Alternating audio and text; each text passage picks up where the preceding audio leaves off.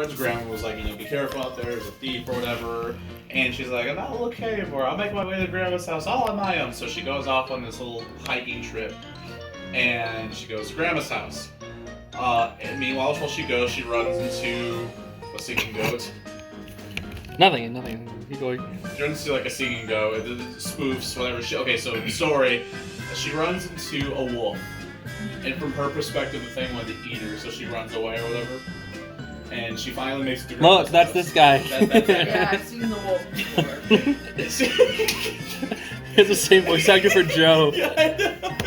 And so she goes there.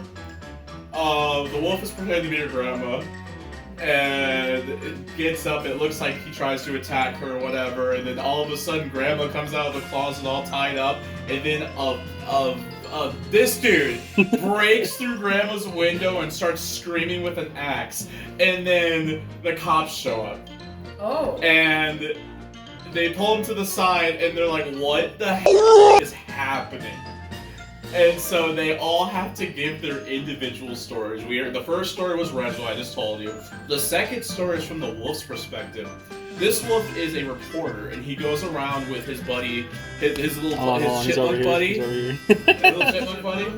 And they write for the daily newspaper or whatever, and he's trying to find out who the bandit is.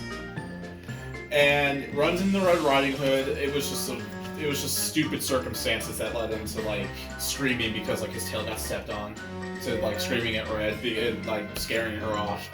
And that's kind of basically it. The third story is was the third story the grandma, or was it? No, grandma's was last. The third story was this stupid loser right here. And his doesn't really matter. It doesn't. No, it's like the cat of this movie. Okay, long story short, he wants to be an actor. It fails. He is kind of dumb. They tell him to like go chop wood and go pretend to be an actor. So he grabs an axe and he like breaks down a bunch of trees. And one tree in particular like rolls over and chases him, and which is why he busted through the house, because he was running away from the rolling tree after him, and that's why he was screaming. Whoa. And the final story is Grandma.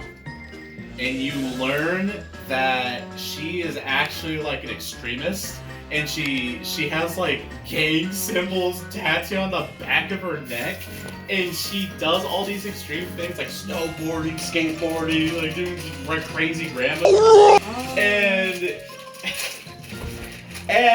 she's just like super bad. Like that's just how it's like she's described. The whole story comes together. Everyone gets their part.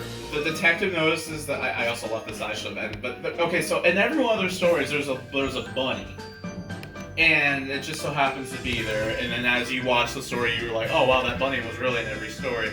It clicks.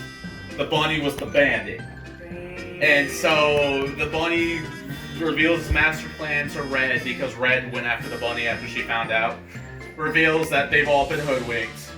He was the bandit thief. He's gonna start like a whole company. He's gonna be the best company on the block. He's gonna play right out of business. They fight the bunny. They win. The end. And then at the very end, they're like, the frog detective's like, hey, you guys are cool. You guys want to join the investigations? And they're like, okay. And Hoodwinked 2. Dang. Hoodwinked 2. And he hasn't seen it. And it's actually been a minute since I've seen it too.